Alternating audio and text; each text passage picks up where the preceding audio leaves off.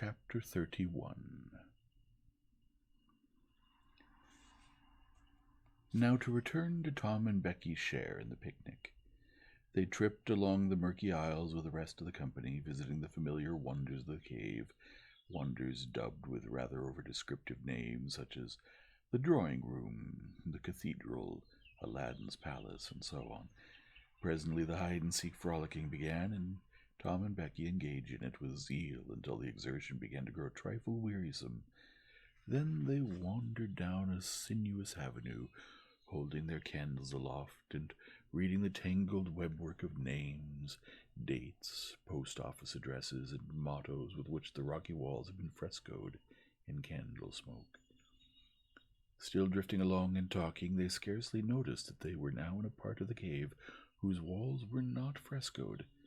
They smoked their own names under an overhanging shelf and moved on. Presently they came to a place where a little stream of water, trickling over a ledge and carrying a limestone sediment with it, had, in the slow dragging ages, formed a laced and ruffled Niagara in gleaming and imperishable stone. Tom squeezed his small body behind it in order to illuminate it for Becky's gratification. He found that it curtained a sort of steep natural stairway, which was enclosed between narrow walls, and at once the ambition to be a discoverer seized him. Becky responded to his call, and they made a smoke mark for future guidance and started upon their quest. They wound this way and that, far down into the secret depths of the cave, made another mark, and branched off in search of novelties to tell the upper world about. In one place they found a spacious cavern from whose ceiling depended upon a multitude of shining stalactites of the length and circumference of man's leg. They walked all about it, wondering and admiring, and presently left it by one of the numerous passages that opened into it. This shortly brought them to a bewitching spring, whose basin was encrusted with a frostwork of glittering crystals. It was in the midst of a cavern whose walls were supported by many fantastic pillars, which had been formed by the joining of great stalactites and stalagmites together, the result of the ceaseless water drip of centuries. Under the roof, vast knots of bats had packed themselves together, thousands in a bunch. The lights disturbed the creatures, and they came flocking down by hundreds, squeaking and darting furiously at the candles. Tom knew their ways and the danger of this sort of conduct. He seized Becky's hand and hurried her into the first corridor that offered, and none too soon, for a bat struck Becky's light out with its wing while she was passing out of the cavern. The bats chased the children a good distance, but the fugitives plunged into every new passage that offered, and at last got rid of the perilous things. Tom found a subterranean lake shortly, which stretched its dim length away until its shape was lost in the shadows. He wanted to explore its borders, but concluded that it would be best to sit down and rest a while first. Now, for the first time, the deep stillness of the place laid a clammy hand upon the spirits of the children. Becky said, "Why, I didn't notice, but it seems ever so long since I heard any of the others. Come to think, Becky, we are away down below them, and I don't know how far away north or south or east or whichever it is. We couldn't hear them here." Becky grew apprehensive. "I wonder how long we've been down here, Tom. We'd better start back." "Yes, I reckon we better. Perhaps we better. Can you find the way, Tom? It's all a mixed-up crookedness to me." "I reckon I could find it, but then the bats. If they put our candles out, it will be an awful fix. Let's try some other way so as not to go through there." "Well, but I hope we won't get lost. It would be so awful." And the girl shuddered at the thought of the dreadful possibilities.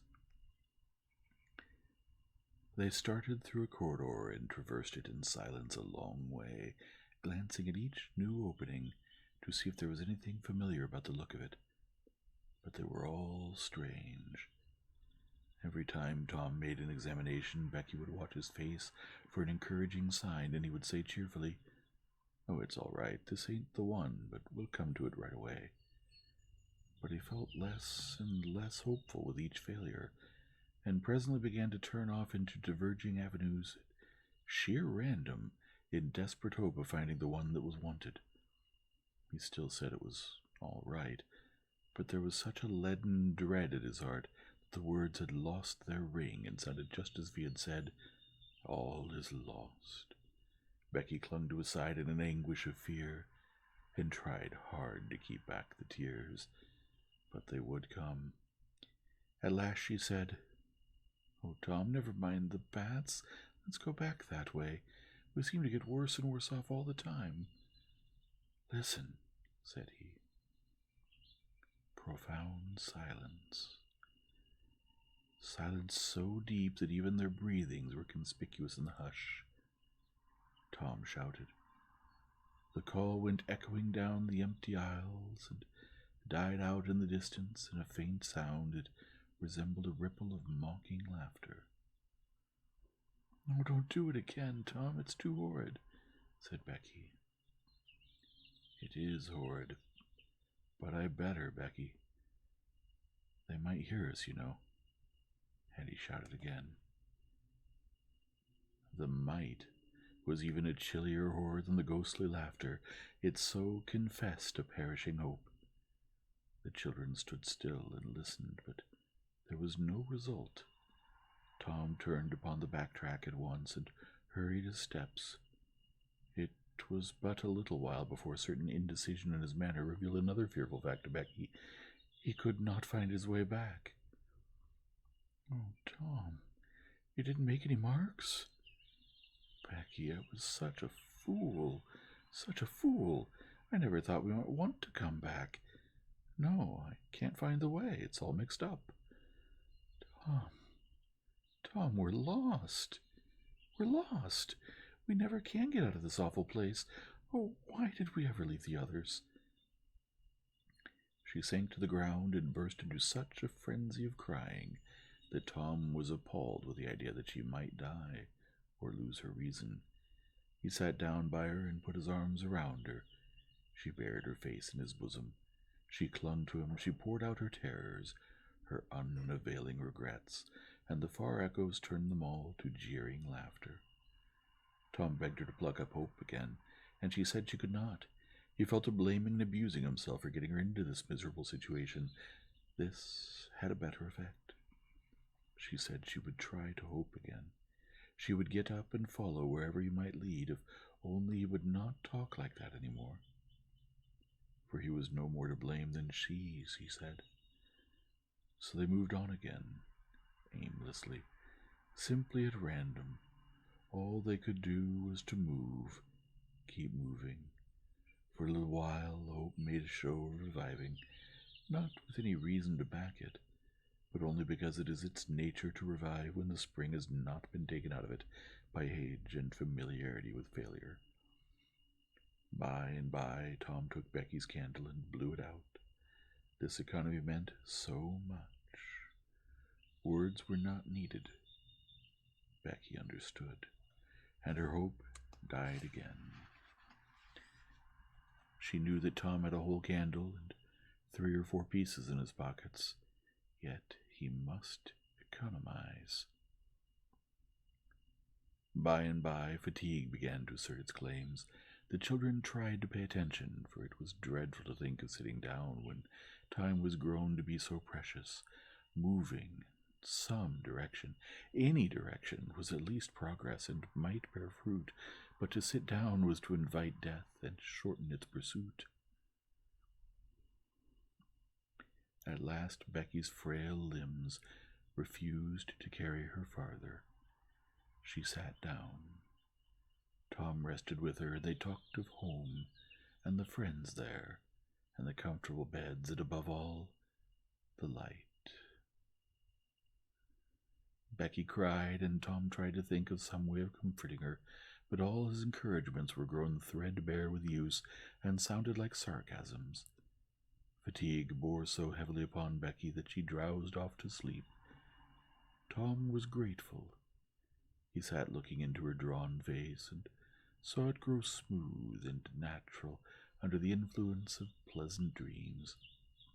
and by a smile dawned and rested there. The peaceful face reflected somewhat of peace and healing into his own spirit, and his thoughts wandered away to bygone times and dreamy memories. While he was deep in his musings, Becky woke up with a breezy little laugh, but it was stricken dead upon her lips, and a groan followed it. Oh, how could I sleep? I wish I never had waked. No, I don't, Tom.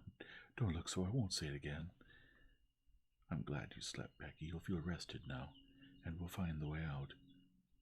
We can try, Tom, but I've seen such a beautiful country in my dream. I reckon we're going there. Maybe not. Maybe not. Cheer up, Becky, and let's go on trying. They rose up and wandered along, hand in hand and hopeless. They tried to estimate how long they had been in the cave, but all they knew was that it seemed days and weeks, and it was plain that this could not be, for their candles were not gone yet. A long time after this, they could not tell how long, Tom said they must go softly and listen for dripping water. They must find a spring. They found one presently, and Tom said it was time to rest again. Both were cruelly tired, yet Becky said she thought she could go a little farther. She was surprised to hear Tom dissent. She could not understand it. They sat down, and Tom fastened his candle to the wall in front of them with some clay. Thought was soon busy. Nothing was said for some time. Then Becky broke the silence. Tom, I'm so hungry. Tom took something out of his pocket. Do you remember this? Said he. Becky almost smiled. It's our wedding cake, Tom. Yes, I wish it was as big as a barrel, for it's all we've got. I saved it from the picnic for us to dream on, Tom, the way grown-up people do with wedding cake, but it'll be our... She dropped the sentence where it was. Tom divided the cake, and Becky ate with good appetite, while Tom nibbled at his moiety. There was abundance of cold water to finish the feast with. By and by, Becky suggested that they move on again. Tom was silent a moment, then he said, Becky, can you bear it if I tell you something? Becky's face paled, but she thought she could. Well then, Becky, we must stay here where there's water to drink. That little piece is our last candle. Becky gave loose to tears and wailings. Tom did what he could to comfort her, but without little effect. At length, Becky said, Tom. Well, Becky? They'll miss us and hunt for us. Yes, they will. Certainly they will. Maybe they're hunting for us now, Tom. Why, I reckon maybe they are. I hope they are. When would they miss us, Tom? When they get back to the boat, I reckon. Tom, it might be dark then. Would they notice we hadn't come? I don't know. But anyway, your mother would miss you as soon as they got home. A frightened look in Becky's face brought Tom to his senses, and he saw that he had made a blunder. Becky was not to have gone home that night. The children became silent and thoughtful. In a moment a new burst of grief from Becky showed Tom that the thing in his mind had struck hers also, that the Sabbath morning might be half spent before Mrs. Thatcher discovered that Becky was not at Mrs. Harper's. The children fastened their eyes upon their bit of candle and watched it melt slowly and pitilessly away, saw the half-inch of wick stand alone at last, saw the feeble flame rise and fall, climb the thin column of smoke, linger at its top a moment, and then the horror of utter darkness reigned. How long afterward it was that Becky came to a slow consciousness that she was crying in Tom's arms, neither could tell. All that they knew was that, after what seemed a mighty stretch of time, both awoke out of a dead stupor of sleep and resumed their miseries once more. Tom said it might be Sunday now, maybe Monday. He tried to get Becky to talk, but her sorrows were too oppressive. All her hopes were gone. Tom said that they must have been missed long ago, and no doubt the search was going on. He would shout, and maybe someone would come. He tried it, but in the darkness the distant echoes sounded so hideously that he tried it no more. The hours wasted away, and hunger came to torment the captives again. A portion of Tom's half of the cake was left. They divided and ate it, but they seemed hungrier than before. The poor morsel of food only whetted desire. By and by, Tom said, "Shh, did you hear that?" Both held their breath and listened. There was a sound like the faintest, far-off shout. Instantly Tom answered it, and leading Becky by the hand, started groping down the corridor in its direction. Presently he listened again. Again the sound was heard, and apparently a little nearer. "It's them," said Tom. "They're coming. Come along, Becky. We're all right now." The joy of the prisoners was almost overwhelming. Their speed was slow, however, because pitfalls were somewhat common and had to be guarded against. They shortly came to one and had to stop. It might be 3 feet deep, it might be 100. There was no passing it at any rate. Tom got down on his breast and reached as far down as he could. No bottom. They must stay there and wait until the searchers came. They listened.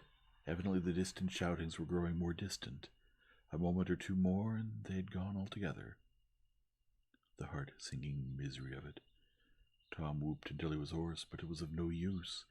He talked hopefully to Becky, but an age of anxious waiting passed, and no sounds came again. The children groped their way back to the spring. The weary time dragged on. They slept again, and woke famished and woe-stricken. Tom believed it must be Tuesday by this time. Now an idea struck him. There were some side passages near at hand. It would be better to explore some of these than bear the weight of the heavy time in idleness. He took a kite line from his pocket, tied it to a projection, and he and Becky started, Tom in the lead, unwinding the line as he groped along. At the end of 20 steps, the corridor ended in a jumping-off place. Tom got down on his knees and felt below, and then as far around the corner as he could reach with his hands conveniently. He made an effort to stretch yet a little farther to the right, and at that moment, not 20 yards away, a human hand holding a candle appeared from behind a rock. Tom lifted up a glorious shout, and instantly that hand was followed by the body it belonged to, Injun Joe's. Tom was paralyzed. He could not move. He was vastly gratified the next moment to see the Spaniard take to his heels and get himself out of sight. Tom wondered that Joe had not recognized his voice and come over and killed him for testifying in court. But the echoes must have disguised the voice. Without doubt, that was it, he reasoned. Tom's fright weakened every muscle in his body. He said to himself that if he had strength enough to get back to the spring, he would stay there, and nothing should tempt him to run the risk of meeting Injun Joe again. He was careful to keep from Becky what it was he had seen. He told her he had only shouted for luck. But hunger and wretchedness rise superior to fears in the long run. Another tedious wait at the spring and another long sleep brought changes. The children awoke tortured with a raging hunger. Tom believed that it must be Wednesday or Thursday, even Friday or Saturday now, and that the search had been given over. He proposed to explore another passage. He felt willing to risk Injun Joe and all other terrors, but Becky was very weak. She had sunk into a dreary apathy and would not be roused. She said she would wait now where she was and die. It would not be long. She told Tom to go with the kite line and explore if he chose, but she implored him to come back every little while and speak to her. Then she made him promise that when the awful time came, he would stay by her and hold her hand until all was over. Tom kissed her with a choking sensation in his throat and made a show of being confident of finding the searchers or had escaped from the cave. Then he took the kite line in his hand and went groping down one of the passages on his hands and knees, distressed with hunger and sick with bodings of coming doom. End of chapter 31. Chapter 32. Tuesday afternoon came and waned to the twilight. The village of St. Petersburg still mourned. The lost children had not been found. Public prayers had been offered up for them, and many a private prayer that had the petitioner's whole heart in it. But still no good news came from the cave. The majority of the searchers had given up the quest and gone back to their daily avocations, saying that it was plain the children could never be found. Mrs. Thatcher was very ill, and a great part of the time delirious. People said it was heartbreaking to hear her call her child, and raise her head and listen a whole minute at a time, and then lay it wearily down again with a moan. Aunt Polly had drooped into a settled melancholy, and her gray hair had grown almost white. The village went to its rest on Tuesday night, sad and forlorn.